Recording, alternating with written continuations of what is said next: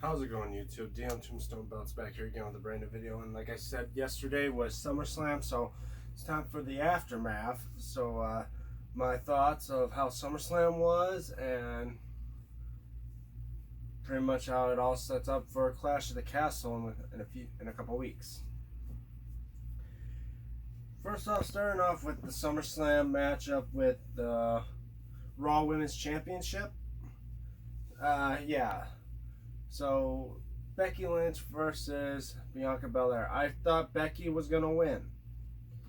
But, like I said, I wanted Bianca to win, and she did.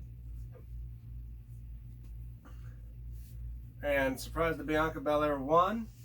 A shocking return, but also debut of two NXT Superstars. So, the NXT Superstars were Io Shirai, or to a certain announcer, was Io Sky.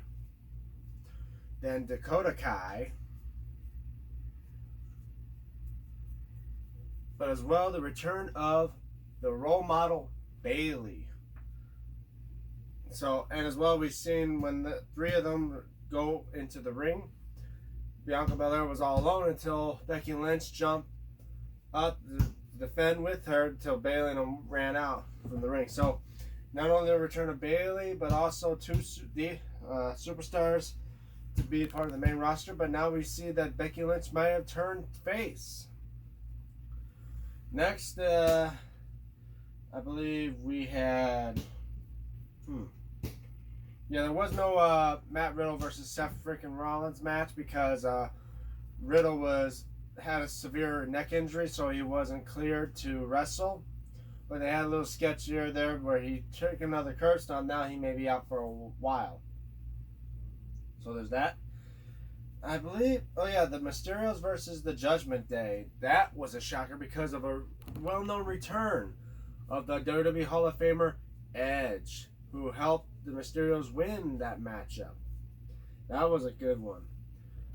Logan Paul versus The Miz. Obviously, I said Logan Paul's going to have a battle to win because with Ciampa and Maurice in there, but he had a little help because Ciampa was actually was supposed to leave because he was thrown out of the arena, but he didn't leave. He ended up wanting to sit in the chair until AJ Styles came out and fought him out of ringside. All of was Maurice, but then again, Maurice was going to get involved till The Miz tried to hit Logan Paul with like some type of thing it was a Polaroid pic of him doing a Skull Crushing finale, and he ends up losing to Logan Paul by his own move, a Skull Crushing finale. Logan Paul was a pretty good matchup, I'd say, and yet he truly deserved to beat Miz's ass for that.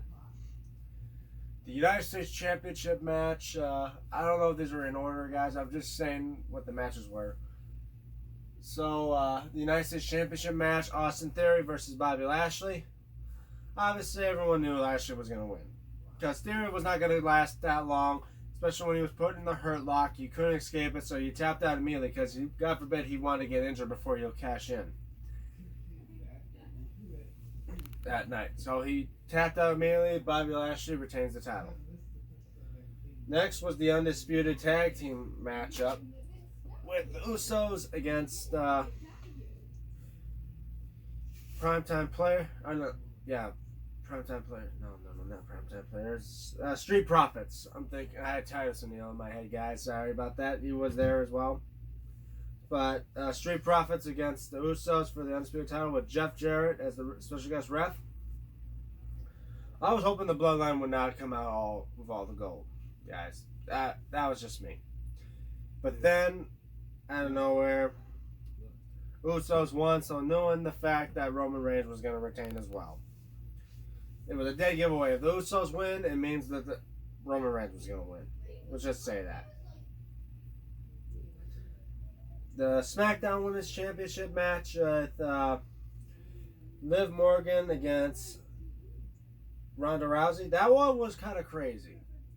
Rousey put an armbar on Liv, but due to the fact the ref didn't see Liv tapping out, Liv put Ronda's shoulders to the mat, and the ref was counting the 3 count, and as soon as before he hit 3, Liv was tapping out. He didn't see that, so therefore Liv won by a pinfall, but the ref didn't see it.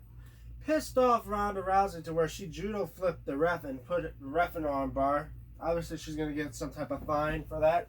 You don't lay your hands on a WWE official no matter what. Then, let's see, what else? Oh yeah, Pat McAfee versus Corbin. It was a straight up brawl. And I'd say Pat McAfee deserved to beat Corbin, which he did. There was no McMahon to fight this time, none of that. Oh, speaking of McMahon, obviously wanted to have my thoughts of what I thought when McMahon officially retired as CEO of WWE, now passing it to Stephanie. I mean, it's quite a shocker to think that Vince McMahon was running WWE during the day before I was born, and to think now that I'm in my mid-20s, he finally retires. He's been part of the WWE since the 70s or even the 80s. He's been running WWE for over 40 years, and to think now he's finally retiring. And most people believe it's because of the scandal, which I would agree, because somehow he didn't announce his retirement until this scandal was going on. I'm pretty sure he did just so the company doesn't go under. But to see Pat McAfee probably now gonna, and plus 2, that was the only time Pat McAfee didn't even return to the announce table after the match that night. It was just Corey Graves and Michael Cole the whole night. And the fact that even Corbin was even attacking Michael Cole just because he was friends with Pat McAfee. But he got what he deserved, and he deserved to get his ass beat, and he did.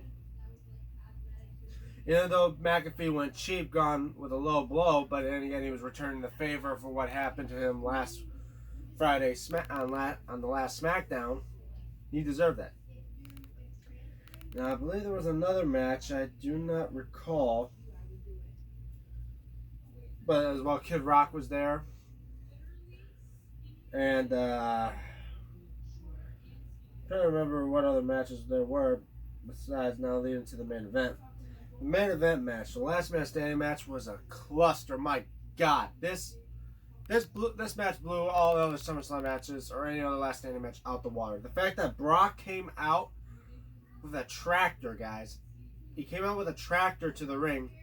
They did the announcement before they even held the titles up to start the match. He jumped off the top of a bucket part of the tractor and started beating Roman Reigns down. In fact, they would keep going left and right up to kept getting up at the count of 7 or 8. Never got up to the count of 9 or 10 or that. And then for a while, Roman was catching on. Then straight up Brock suplexing him on the ring, F5ing him, and then putting him through tables. Then at the point, Brock took the tractor and starts crashing into the ring with it. The funniest moment, if your discretion advised, guys, it's not made for kids for the moment, that Michael Cole actually, they had to censor Michael Cole because he's ramming the tractor to the goddamn ring, or something like that. He literally said God, but before he said goddamn, they literally got him to say God, and then he censored him out because he was like, he's ramming the tractor into the goddamn ring, and he literally lifted the corner of the ring up 15 feet in the air when Roman Reigns was in the ring itself. So literally, Brock destroyed the SummerSlam ring with the tractor, involving the fact the match could not end in the ring because no one was going to stand in the ring. It was too dangerous to be in the ring with the corner of it suspended high like that. Next thing you know, it all evolved with being slammed through tables. In fact, Paul Heyman got F5 through the announce table, did not do anything after that. Usos get involved and they're attacking them. In fact, had to take the Usos and Roman Reigns to literally put Brock down. Literally smashing hitting Brock with a spear, then smacking him with the WWE Championship. He got up to the count of 9, then he grabbed the Universal title, smacked him with that, and then he is still getting up to the count of 9. Spears him one more time, then starts dropping parts of the announce table on top of him with the steps in it, and then stood on top of it, basically crushing Brock underneath it to get to the count of 10 to win. But also Theory got involved as well as smacking Roman with the briefcase, trying to hit Brock. Brock F5s him. Roman grabs the briefcase, using their own briefcase as a weapon on Brock as well, before he uses the titles. But Theory never having a chance to cash in that night. Not involved in the triple threat match, was a thank God thing, because obviously there's no way Theory was going to cash in that night. But that was the craziest thing that I would say happened for SummerSlam, and it's probably the best thing that happened that night. Literally, kept on getting up at a count of 9. You don't think he'd be down, but he kept getting up and literally had to take it where they had to bury his ass to get the 10 count.